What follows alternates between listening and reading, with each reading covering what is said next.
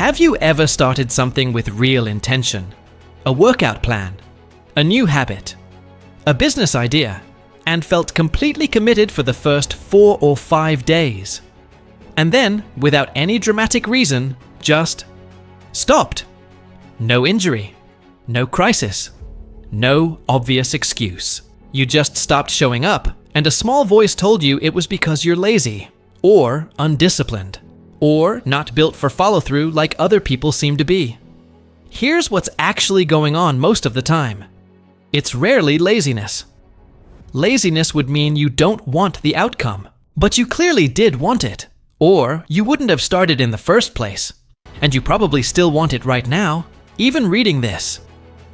What actually breaks consistency is usually one of a small number of specific psychological patterns that have nothing to do with willpower, and everything to do with how your brain quietly decides what's worth repeating. Today, we're going through 7 of those hidden reasons. The first one explains why the exact same task can feel effortless one week and impossible the next, even though nothing about the task changed. And later on, I'll get to the reason that's almost never talked about, the one where staying inconsistent is actually protecting you from something that feels far scarier than failure. Let's start with the first one. Reason 1. Your identity hasn't caught up yet. Think about the version of you that started this habit. Somewhere underneath the intention, that version still thinks of themselves as someone who's trying to get consistent, not someone who is consistent. That distinction matters more than it sounds like it should. Your brain doesn't just track your actions. It tracks who it believes you are, and it quietly pulls your behavior back toward whatever identity feels familiar. If part of you still identifies as inconsistent, showing up every single day creates a strange kind of internal friction. Not because the task is hard, but because it doesn't match the story your brain has been telling about you for years. Eventually, something has to give. And it's usually the new behavior, because it's newer and weaker than the old identity. This is why people can white-knuckle a habit for a week or two through pure motivation, and then quietly slide back to their old pattern the moment motivation dips even slightly. The habit was never actually competing with laziness. It was competing with an old identity that's had years to get comfortable. Reason 2. You're waiting to feel like it. Most people assume motivation comes first, and consistent action follows. It's usually the other way around. Action creates the feeling of motivation far more reliably than motivation creates action. But almost nobody's told that clearly. So they wait. They wait to feel ready before writing. They wait to feel energized before exercising. They wait to feel confident before making the call. And on the days that feeling doesn't show up, which is most days, the behavior gets quietly postponed. Until tomorrow, when I'll probably feel more like it. Tomorrow arrives, and the same absence of feeling shows up right on schedule, because feelings were never a reliable signal in the first place. People who look consistent from the outside usually aren't more motivated than you. They've simply stopped waiting for motivation to arrive before acting. Reason 3. One missed day feels like total failure. Here's something that trips up almost everyone at some point. You miss a single day. One workout, one entry in a journal, one rep of whatever the habit is, and something in your head quietly reclassifies the entire effort as broken. Not paused, not slightly off track. Broken, like a glass that can't go back together. This is a thinking pattern, not a fact. A missed day is just a missed day. Mathematically identical whether you're on day 3 or day 300. But when your brain treats a single gap as proof, the whole thing failed. Continuing suddenly feels pointless. So you don't. The habit doesn't die from the missed day itself. It dies from the story you tell yourself about what the missed day means. Reason 4. Your environment is quietly working against you. Willpower gets far too much credit, and environment gets far too little.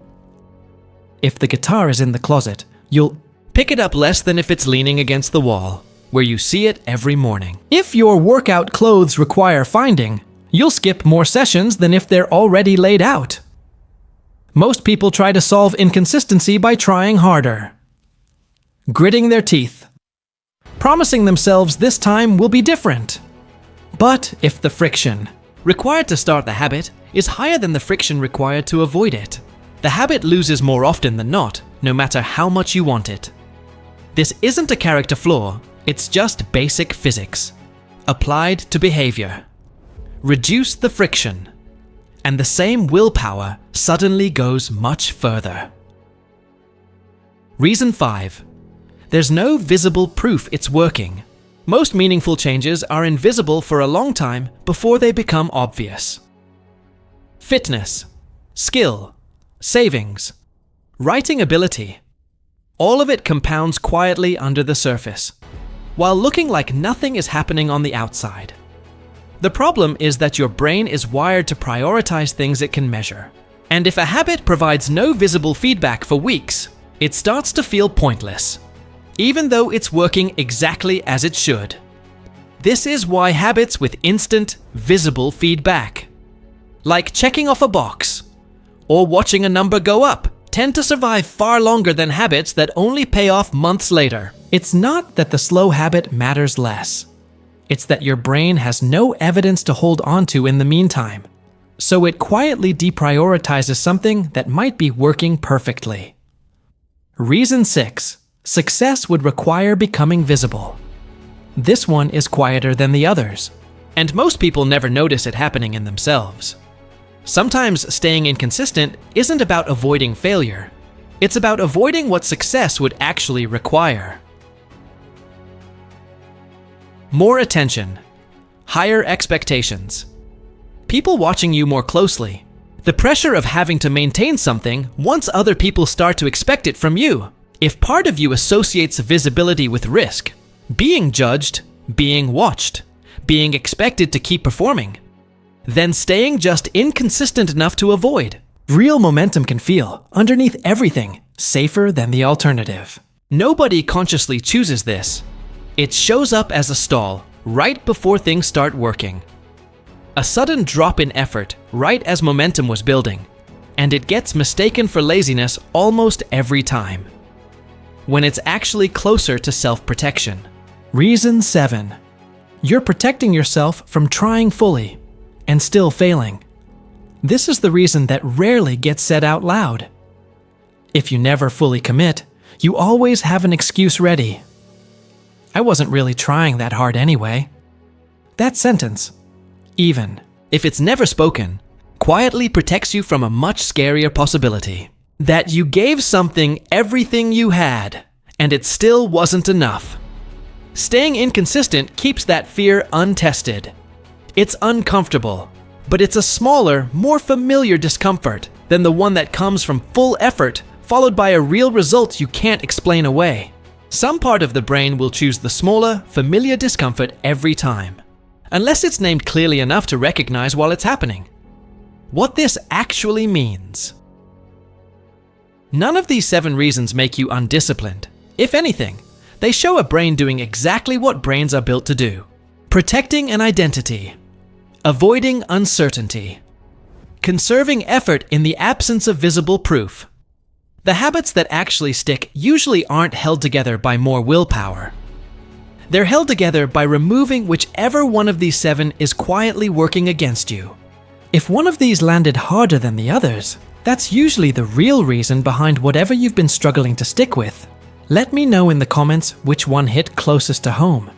And if this made sense, the next video breaks down exactly how to rebuild consistency once you know which of these is actually running the show. Thanks for watching, and I'll see you there.